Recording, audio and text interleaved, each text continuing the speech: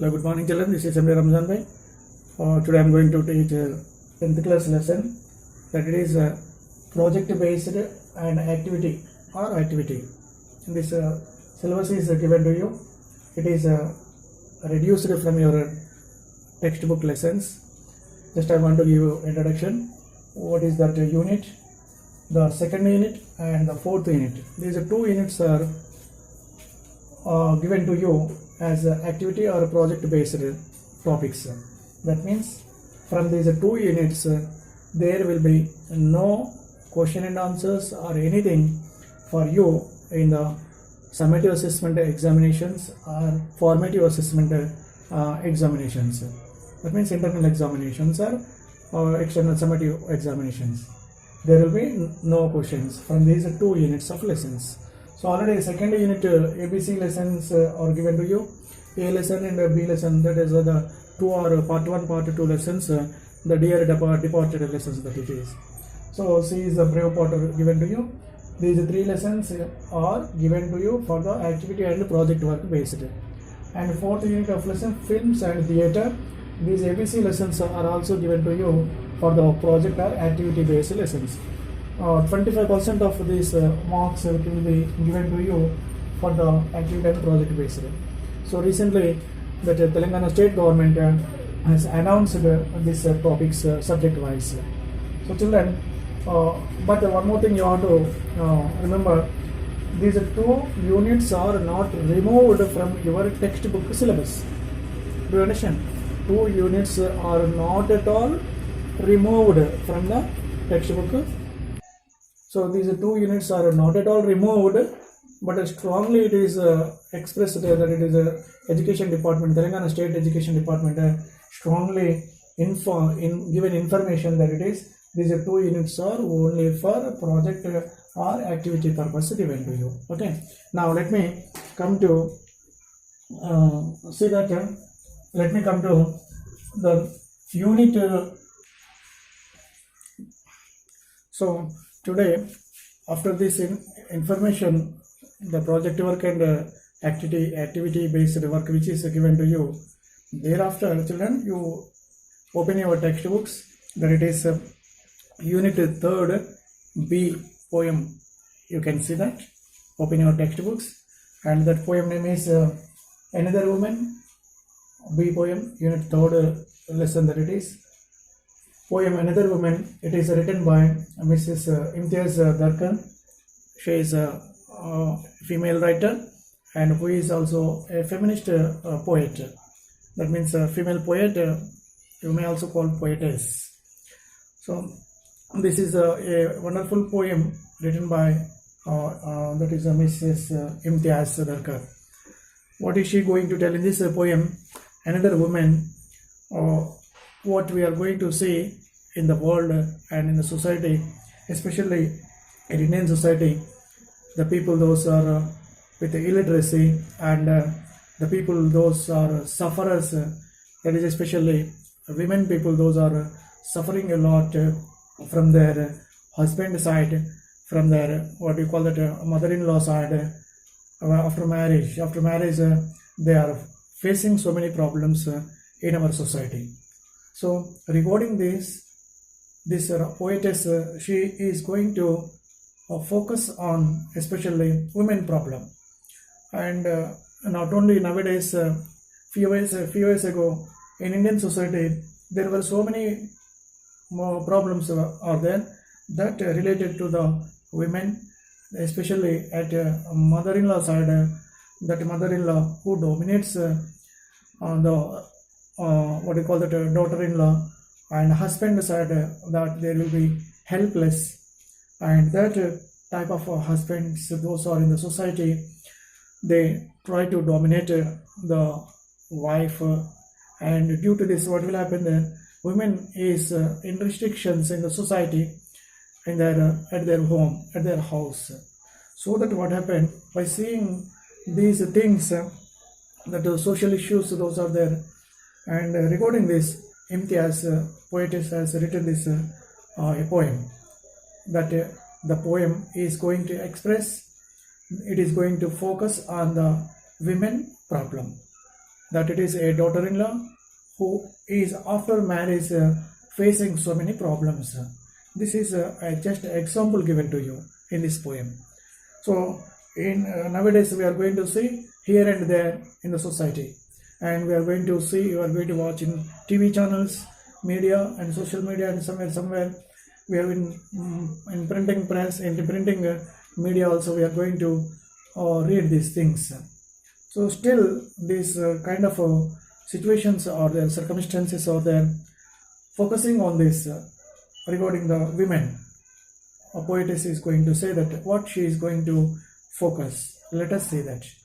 I think you are ready with your textbook. Are you ready? So unit 3, that it is a B, another woman poem. Let me read it out. All of you see in the textbook there. Right? This morning she bought green methi in the market, choosing the freshest bunch. Picked up a white radish, imagined the crunch it would make between her teeth, the sweet sharp taste. Then put it aside, thinking it an extravagance. Counted her coins out carefully, tied them, a small bundle, into her sari at the waist. W-A-I-S-T, at the waist. So came home, faced her mother-in-law's dark looks, took the leaves and chopped them. Her hands stained yellow from the juice, cut an onion fine and cooked the whole thing in the pot over the stove, shielding her face from the heat. This is one part of this poem. So children, you have to think what this stanza of some part of this poem, what it is going to tell you. There is a woman, a daughter-in-law, who goes to the market and she buys the vegetables, then methi, that are related green leaves. Methi she bought them, but not only this, freshest what do you call that, radish, and she wanted to spare the money extra to buy the thing. She is going to think over and over. Why?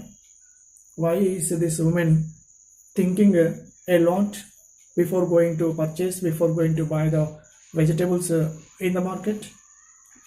Once you imagine that. So here this woman in the poem, she picked up a white radish and she crunched it. She put it in between the teeth, and she was thinking about the amount, that money, coins, those are tied, what do you call that, in the waist, end of the sari, and which is kept in the waist. That old-fashioned people, they use it to keep that amount like that, coins, change. This woman is thinking about to buy the vegetables, how much cost it is, and how much amount to spend. She has some fear of this buying the things. She has no choice, or she has no right to take her to buy as she likes. That means in Indian society, the women people have no right to spend to spare the amount of money as she wishes. She has no right, because she is a responsible woman, and what to buy, what not to buy. She has no choice. So she is thinking about her mother-in-law. After going home, what will she say? How will be the response of that mother-in-law? So that in this part of this poem, she is thinking whether it is extravagance, spending more amount. So she does not want to like this here. And after purchasing this, she went home. She faced her mother-in-law's dark looks. Dark looks means it is given a harsh looks there. Mother-in-law has seen her in a harsh manner. Later, and she cut down, chopped means cut, and she cut down the leaves, those she has brought, and other vegetables also, and her hands that were stained, marked with the juice of that vegetables, maybe the green leaves or some other vegetables, and she also cut the onions, and she cooked a whole thing in the pot. In olden days, they used that on the stove of that, on the kerosene stove, and she was protecting herself. She was protecting her face against that heat of that stove. Against the heat of the stove, she is protecting her face, and she is cooking the things. This is the theme of this part of this poem. Is it clear to understand? A woman, she went to market, she bought the vegetables, methi, green leaves, and she was thinking about to buy the radish, but she does not want to spend more money, because after going home there is some domination of her mother-in-law, so that she was thinking about that vegetable to buy, what to buy, what not to buy. Later she went home, and her mother-in-law looked at her in a harsh manner, in dark looks, and she cooked and she cut the leaves, green leaves and vegetables, onion and all these things. Later she cooked on the stove, but she was trying to protect her face from the heat of the stove. This is the theme of this part of the poem. Some part of the remaining part. Let me come to the remaining part of the poem. You see, and the usual words came and beat their wings against her. The money spent,